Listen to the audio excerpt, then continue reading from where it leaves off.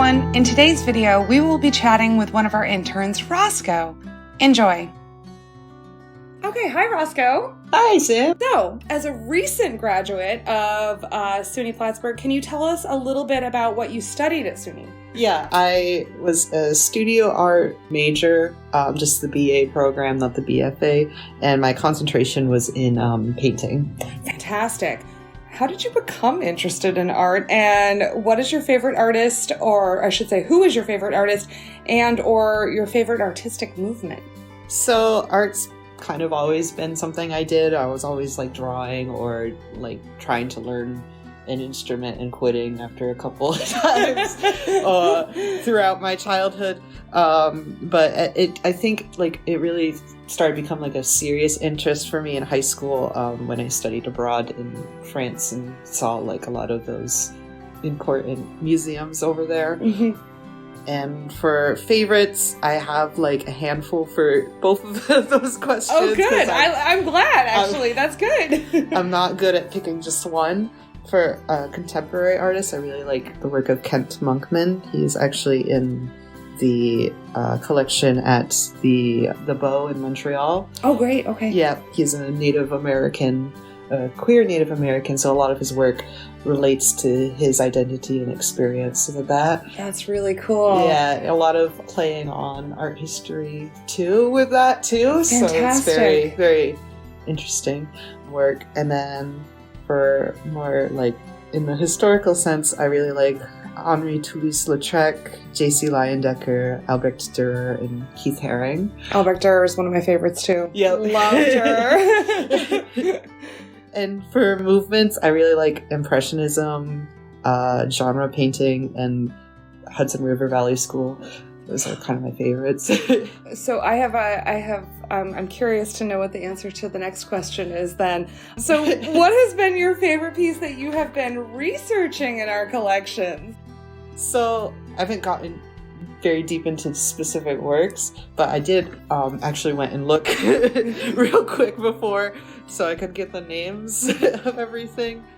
I respond more to landscape than I do for portraiture, so that one that I had stolen the name tag of from the damaged paintings over in your other room, that's like clearly a Hudson River Valley. That one really like perked up my ears. That's what I was like, I have a feeling I know what your favorite piece is that you've been researching. I love that that landscape as well. It's absolutely stunning. Yes. And again, highlights just for me anyway, the way that paintings live in a home. Yeah, it has, a couple of small holes in it. Yeah. It's over 200 years old. Yes, it's had a life here at our museum. And, this is one of the challenges that we always face is how can we come up with the funds to restore paintings after they've been damaged?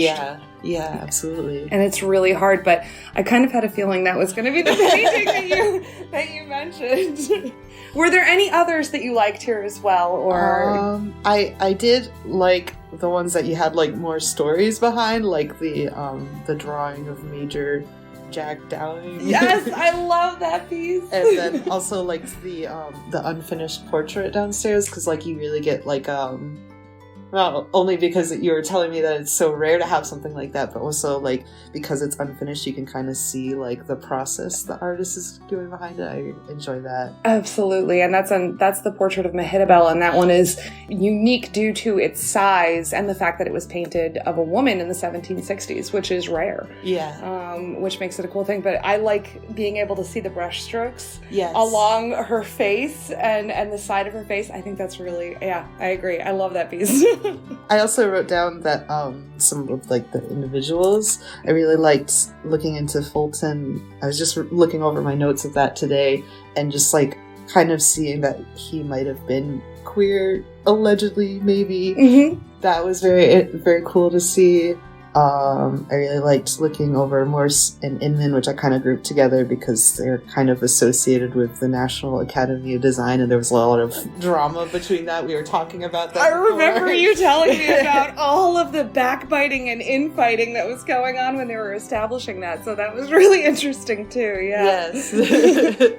Well, I'm glad you've been finding our collections interesting. That's, that's kind of the hope when you come into things like an internship here. And hey, Roscoe, what are your future plans? So, well, I'm selling my work at Old Soul, so hopefully that continues to be a good thing. So go check out Old Soul. Right. Okay, great, yes.